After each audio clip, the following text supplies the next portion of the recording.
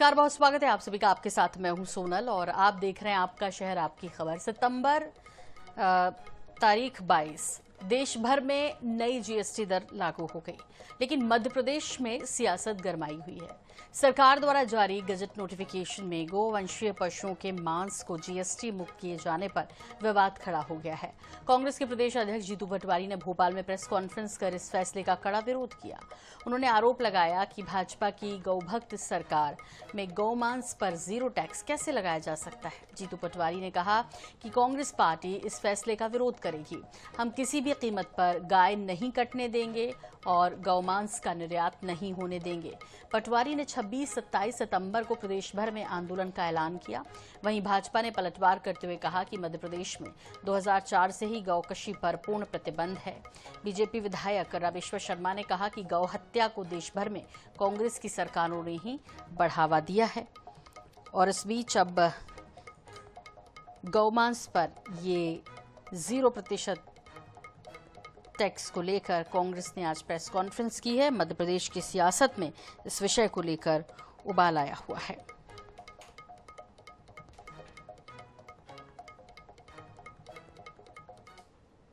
Congress party एक आंदोलन चलाएगी जिसमें जितनी गौशाला है वहां पर हम विजिट करेंगे। जितनी सड़क पे गाय है उनको घेर घेर के कलेक्टर ऑफिस ले जाएंगे। मैं मोहन यादव जी फिर से आपको आगाह कर रहा हूं, अगर आपने ये 0% गाय माता के मांस पर टैक्स कर दिया, इसलिए मैसेज दिया है कि गाय का मांस एक्सपोर्ट करो, इसका हम विरोध करते हैं। आदरणीय जीतू पटवारी जी शायद वो मध्य प्रदेश सरकार के कानून से भली भांति परिचित नहीं है। माननीय जीतू पटवारी जी, मध्य प्रदेश सरकार ने 2004 में मध्य प्रदेश में गोकशी पर पूर्ण प्रतिबंध का कानून लगाया है।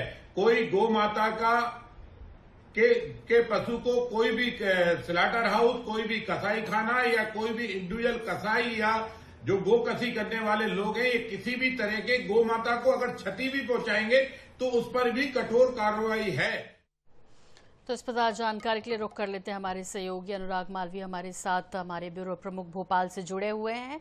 और अनुराग, वाकई अजीब लगता है वो भी तब जब गौ माता को लेकर बीजेपी सबसे ज्यादा मुखर रहती है। अब इसके टैक्स फ्री होने के बाद सवाल कई तरह के जाहिर हैं, हर किसी आम लोगों के मन में है, तो कांग्रेस के मन में कैसे ना हो या कांग्रेस इस विषय को कैसे ना उठाए।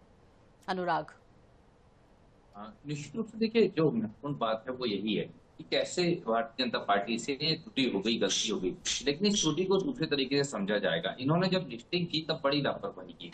बहुत सामान्य सी बात थी, इस नोटिफिकेशन में थोड़ा सा सुधार करते।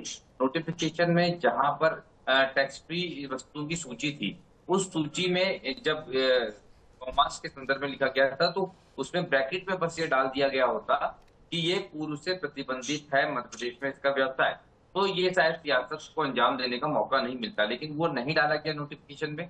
अब भाजपा लाख सफाई दे, लेकिन कांग्रेस को मौका मिल गया और लोगों के मन में सवाल भी खड़ा हो गया, क्योंकि जम के कांग्रेस इसका प्रचार कर रही है कि एक तरफ आप गौ भक्ति की बात करते हैं, दूसरी तरफ आप गौ मांस को जीएसटी में 0 टैक्स पे लाते हैं। तो निश्चित रूप से कहीं ना कहीं सियासत जम के करवाई हुई है। हालांकि शाम तक के मुख्यमंत्री का भी इसको लेकर बयान आ गया। मुख्यमंत्री ने कांग्रेस पर ही जो है इस मामले में सवाल खड़े कर दिए कि कांग्रेस को जानकारी का अभाव है, और मुख्यमंत्री ने यह भी कह दिया कि अगर इस संदर्भ में कहीं पे कोई एक सूचना भी आती है गौमांस की बिक्री की या गौकशी की, तो इसके लिए हम कठोर कार्रवाई करेंगे। लेकिन निश्चित रूप से कहीं ना कहीं ये जो नोटिफिकेशन हुआ है, ये एक बड़ी सियासत को गरमा गया है मध्य प्रदेश में। जी बिल्कुल अनुराग, बहुत बहुत शुक्रिया इस तमाम जानकारी के लिए आपका। तो वैसे भी राजनीति में जो गौ हत्या का विषय है या गौ माता का जो विषय है वो सबसे ऊपर रहता है इन दिनों, और इन सब के बीच जब इसे टैक्स फ्री किया गया तो अब तो लोग कह रहे हैं कि इस तरह के मामले और भी बढ़ेंगे। फिलहाल आरोप प्रत्यारोप का दौर जारी है।